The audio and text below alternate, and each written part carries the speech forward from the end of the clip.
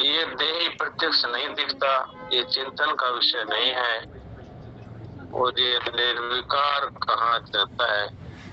अतः इस देही को ऐसा जानकर शोक नहीं करना चाहिए। अर्जुन है वो शोक कर रहा है कि मेरे ये भाई बंधु मर जाएंगे सब। तो भगवान ये बताना चाहते हैं कि ये जो शरीरी अर्थात आत्मा है, इसको शरीर की जरूरत ही नहीं है। इस शरीर के बिना भी मौज से रहता है। अर्थात ये शरीर नष्ट हो जाएंगे तब भी ये शरीर ज्यों का त्यों ही रहेगा।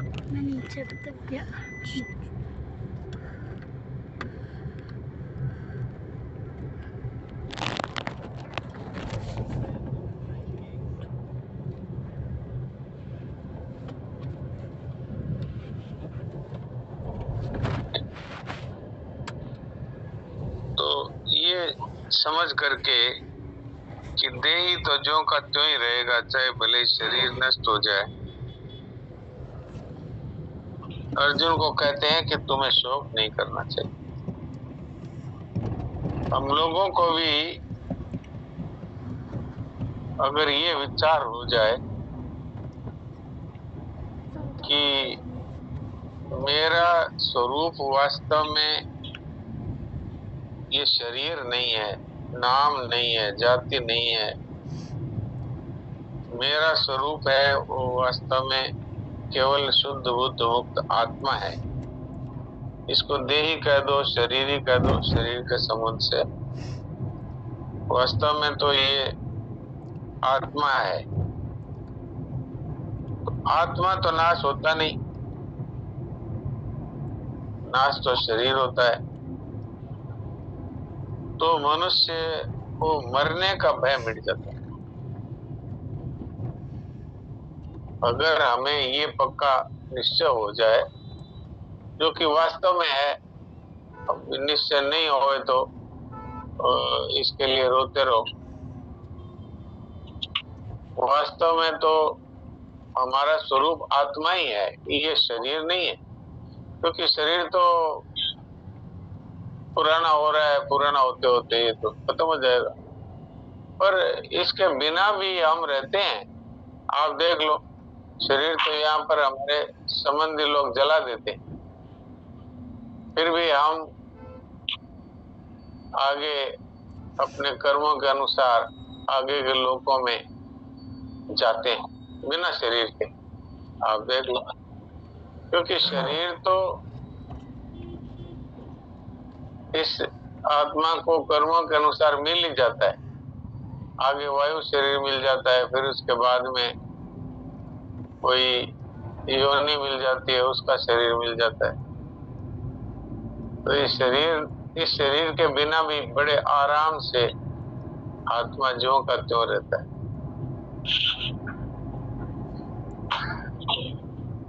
तो इसकी व्याख्या पढ़ दीजिए देवकी जी। तो हम इसमें तीन बातें बता देना। अव्यक्त, अचिंत्य, अविकार्य। तो सबसे पहले अव्यक्त तो एम, जैसे शरीर संसार स्थूल रूप से देखने में आता है, वैसे ये शरीर स्थूल रूप से देखने में आने वाला नहीं है, क्योंकि ये स्थूल सृष्टि से रहित है। हाँ, तो ये आप देखो कि जैसे शरीर दिखाई देता है, लेकिन आत्मा है वो कहीं दिखाई नहीं देता। क्योंकि वो स्थूल नहीं है। स्थूल कहते हैं जो दिखाई देता है, और सूक्ष्म उसको कहते हैं कि जो है तो सही पर दिखाई नहीं देता। और अव्यक्त जो है वो सूक्ष्म से भी ज्यादा सूक्ष्म है, वो उससे भी अधिक सूक्ष्म है वो दिखाई नहीं देता। तो इससे सिद्ध हुआ कि ये स्थूल सृष्टि जो है ये इसका इसमें स्पर्श भी नहीं है। स्थूल सृष्टि तो व्यक्त है। व्यक्त का मतलब होता है जो सामने दिखती है। ये मकान है, ये पेड़ पौधे हैं, ये मनुष्य है, ये पशु पक्षी है, ये सारी स्थूल सृष्टि है। और ये अव्यक्त परमात्मा आत्मा के रूप से और जो के त्यों विद्यमान है, पर इन आंखों से वो दिखाई नहीं देता। जी, इसमें अचिंत्यम मन बुद्धि आदि देखने में तो नहीं आते, पर चिंतन में आते ही हैं। अर्थात ये सभी चिंतन के विषय हैं, परंतु यह देही चिंतन का भी विषय नहीं है, क्योंकि यह सूक्ष्म सृष्टि से रहित है। अब अपने मन के बारे में तो कह सकते हैं कि मन है, क्योंकि मन के बारे में हम चिंतन कर सकते हैं कि मन है। मन है वो मनन करता है, और बुद्धि है वो निश्चय करती है। इस तरह से हम इसके बारे में चिंतन कर सकते हैं। यहाँ पे खड़ा था। लेकिन ये इस सूक्ष्म सृष्टि से भी अधिक सूक्ष्म है। इसके आत्मा के बारे में चिंतन भी नहीं कर सकते। आत्मा है वो अचिंत्य है, ये चिंतन में आने वाला नहीं। जी, अविकारियो ये उच्चते, ये देही विकार रहित कहा जाता है। अर्थात इसमें कभी किंचित मात्र भी परिवर्तन नहीं होता। सबका कारण प्रकृति है, उस कारणभूत प्रकृति में भी विकृति होती है, परंतु इस देह में किसी प्रकार की विकृति नहीं होती, क्योंकि यह कारण सृष्टि से रहित है। हाँ, तो ये तीनों बता दिए।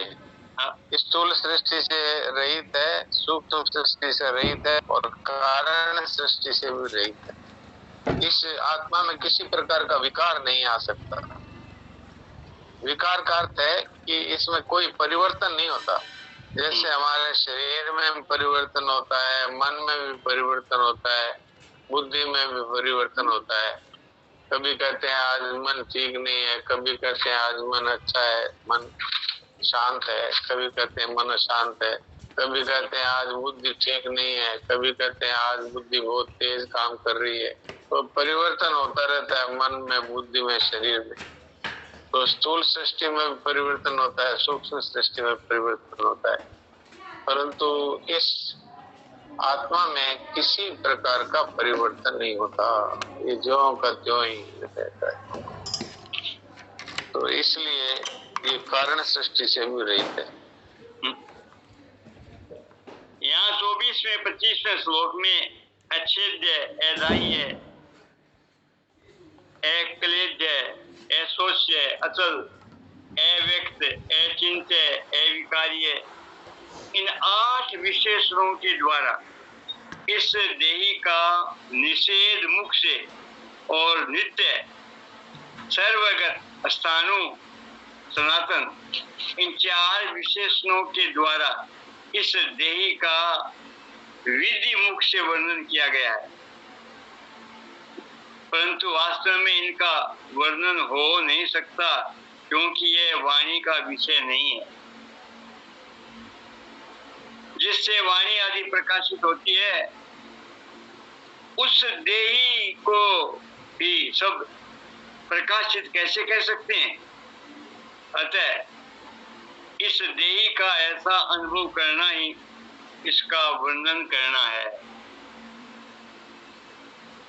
अब इससे पहले वाले श्लोकों में इसको आत्मा को बताया, शस्त्रों से कट नहीं सकता, अग्नि से जल नहीं सकता, पानी से ये गीला नहीं हो सकता और इसको गर्मी से सुखाया नहीं जा सकता और ये अचल है और है और ये चिंतन में नहीं आ सकता, इसलिए अचिंत्य है। इसमें किसी प्रकार का विकार नहीं है। इस तरह इस आत्मा का वर्णन किया। निषेध मुख का मतलब है कि नहीं है, नहीं है, नहीं है, नहीं है। विधि को मुख का मतलब है। नहीं है में बताया कि इसको सोख नहीं सकते, इसको गीला नहीं कर सकते, इसको काट नहीं सकते, इसको जला नहीं सकते, इसको व्यक्त नहीं कर सकते, इसको चलायमान नहीं कर सकते, इसका चिंतन नहीं कर सकते, इसमें किसी तरह का विकार नहीं हो सकता। ये नहीं नहीं नहीं नहीं, इसको निषेध मुख कहते हैं। ये भाषा है और सदा रहने वाला है, सब जगह परिपूर्ण है और ये स्थिर है और ये सनातन है। इस है इस तरह से वर्णन करते हैं, इसको विधि मुख कहते हैं। तो 8 प्रकार के विशेषणों से तो इसका निषेध मुख से वर्णन किया आत्मा का और 4 प्रकार के विशेषणों से इसका विधि मुख से वर्णन किया है। नित्य, सर्वगत, स्थाणु और सनातन। नित्य अर्थात ये इसका जन्म मरण नहीं होता, ये सदा से है और सदा ही रहता है, ये कभी नाश नहीं होता।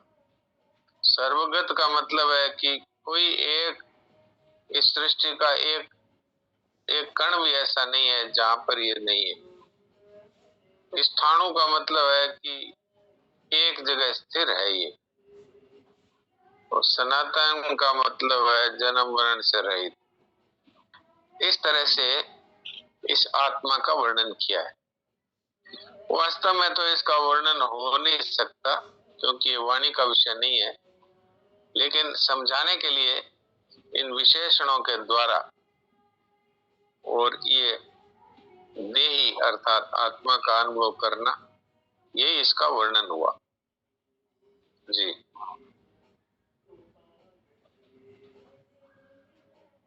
तस्मादेवं विदित्वेनं नानु शोचितुमर्हसि। इसलिए इस देही को अछेद्य, ऐशोच्य, नित्य, सनातन, अविकार्य आदि जान ले, अर्थात ऐसा अनुभव कर ले तो फिर शोक हो ही नहीं सकता। हाँ, ये बात है। अगर ये सारे अभी जो विशेषण बताए, इन विशेषण के द्वारा हम समझ लें कि भाई ये आत्मा है, इसका कभी नाश ही नहीं हो सकता, तो जब नाश ही नहीं हो सकता तो शोक करना नहीं बनता। ये तो नाश होने से तो शोक करना बनता है।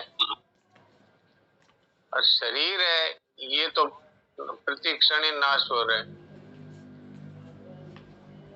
ये जो शरीर है ये छोटे छोटे सेल से बना हुआ है, तो इसमें हर समय ही सेल पुराने होते जाते हैं और नए बनते जाते हैं, पुराने होते जाते हैं, नए बनते जाते हैं, पुराने हैं वो नष्ट होते रहते हैं, नए बनते जाते हैं। तो ये शरीर तो दिखता है अपने को स्थिर, लेकिन ये एक क्षण भी स्थिर नहीं, नाश में जा रहा है। और इसके विपरीत ये जो आत्मा है, ये कभी भी इसमें किसी प्रकार का विकार नहीं होता।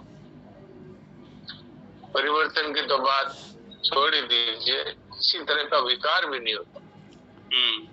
और ऐसा इसको जान लेने पर फिर मनुष्य तत्काल ही आत्मज्ञान प्राप्त कर लेता है। आज आप और हम भी ये अच्छी तरह समझ लें कि भाई शरीर न भी रहे तो हम रहेंगे।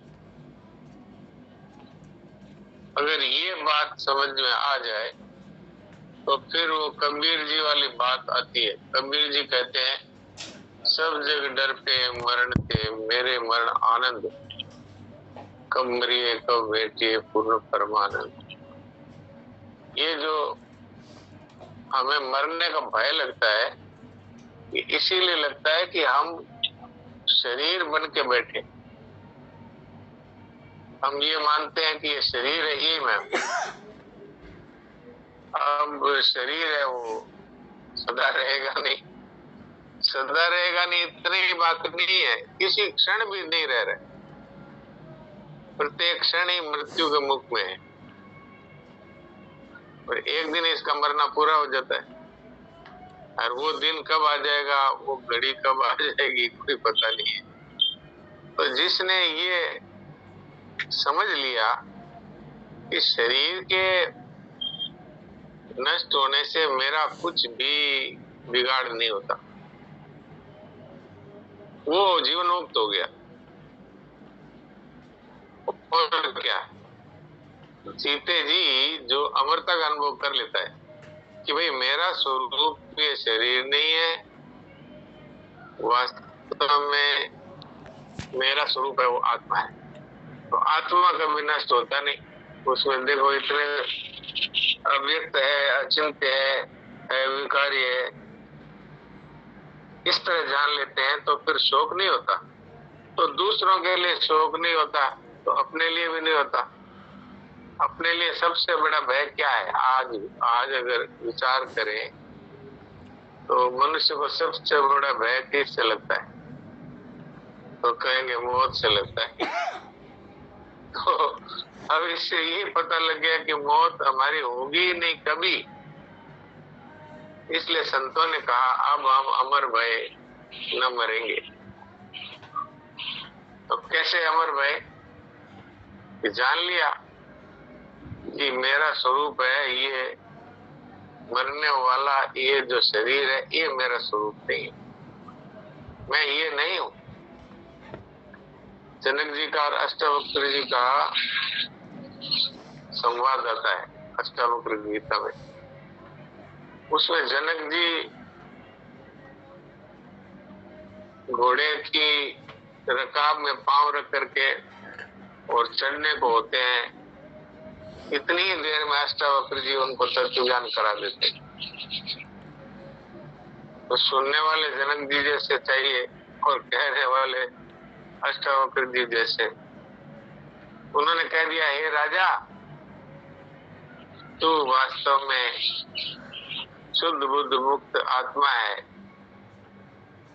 वही तेरा स्वरूप है। बस इतनी बात में राजा को तत्व ज्ञान हो गया कि शुद्ध बुद्ध मुक्त आत्मा है, वही तू है। तू ये तो राजा बना हुआ है, ये तू नहीं। क्योंकि कितने जन्मों में हम राजा बने, कितने जन्मों में हम रंक बने, कितने जन्मों में हम पशु बने, कितने जन्म में हम पक्षी बने। अगर वही हमारा स्वरूप होता तो आज वही रहता।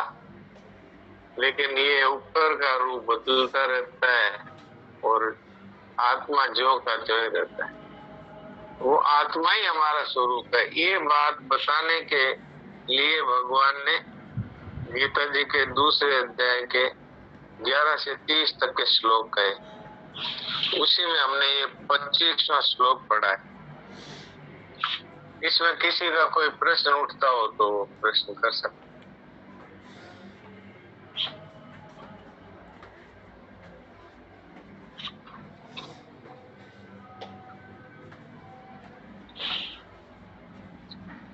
प्रश्न नहीं है तो फिर देवकी जी आगे का संबंध पढ़िए और फिर आगे का श्लोक पढ़िए।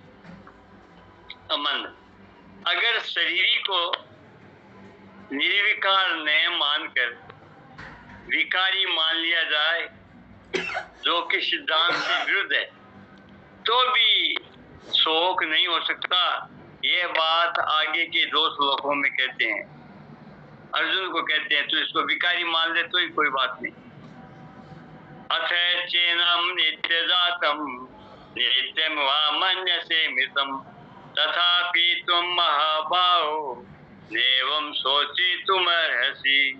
हे महाबाहो, अगर तुम इस देही को नित्य पैदा होने वाला अथवा अगर तुम इस देही को, भगवान का मत नहीं है, अगर तुम इस देही को नित्य पैदा होने वाला अथवा नित्य मरने वाला भी मानो तो भी तुम्हें इस प्रकार शोक नहीं करना चाहिए। यहाँ पर भगवान ने जो अर्जुन को महाबाहो का संबोधन देते। महाबाहो का मतलब होता है महान शूरवीर।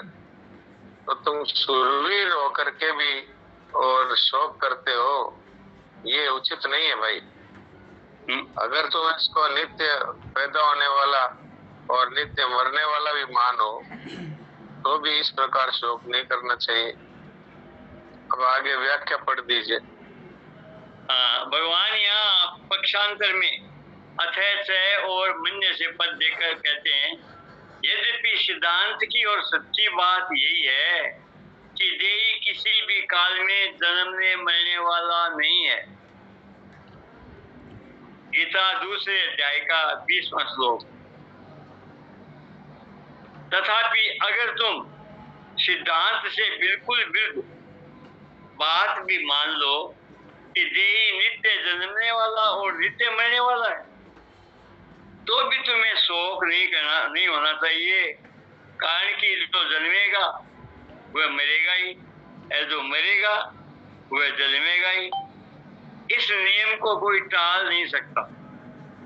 अगर बीज को पृथ्वी में बो दिया जाए तो वह फूल कर अंकुर दे देता है और वही अंकुर क्रम से बढ़कर वृक्ष रूप हो जाता है।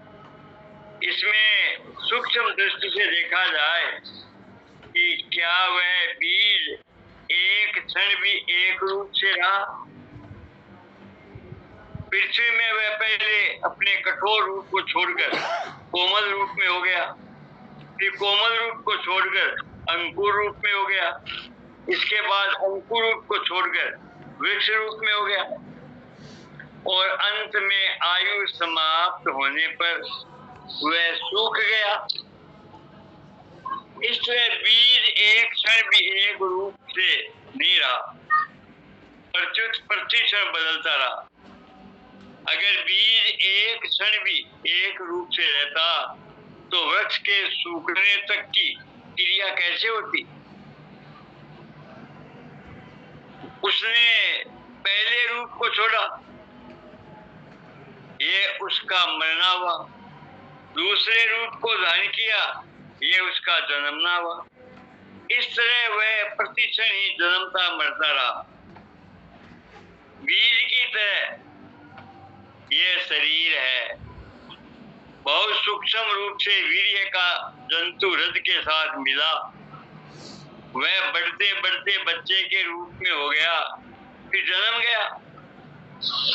जन्म के बाद वह बढ़ा, फिर घटा, अंत में मर गया। इस तरह शरीर एक क्षण भी एक रूप से न रहकर बदलता रहा, अर्थात प्रति क्षण जन्मता मरता रहा। भगवान कहते हैं कि अगर तुम शरीर की तरह शरीर को भी नित्य जन्मने मरने वाला मान लो तो भी यह शोक का विषय नहीं हो सकता। अब आप देख लो कि वास्तव में जो अभी बताया कि किस तरह से एक बीज है वो पृथ्वी पर डालने पर प्रति क्षण वो बदलता रहा। तो बदलना है, यही तो जन्मना और मरना हुआ। जैसे वो फूल गया तो फूलना मरा, तब फिर वो अंकुर हो गया, फिर अंकुर मरा तब वो वृक्ष हो गया, वृक्ष सूख गया तब वो काट हो गया। तो प्रति क्षण ही उसमें परिवर्तन होता रहा और मरता ही गया। इस तरह से अगर वो नित्य जन्म और नित्य मरने वाला है तो जैसे सूरज भगवान सुबह उदित होते हैं और शाम को अस्त हो जाते हैं तो कोई रोने थोड़ी बैठता है, कोई शोक थोड़ी करता है। सबको पता है कि ये अभी उगे हैं तो शाम को अस्त हो जाएंगे और फिर उग जाएंगे। इस तरह जन्मने मरने वाला अगर माने तो भी शोक नहीं हो सकता। ये बात भगवान बताना चाहते हैं। तो आज का समय अभी पूरा होता है। आज 26वां श्लोक हो गया, तो अब थोड़ी देर के लिए हम लोग शांत हो जाते हैं।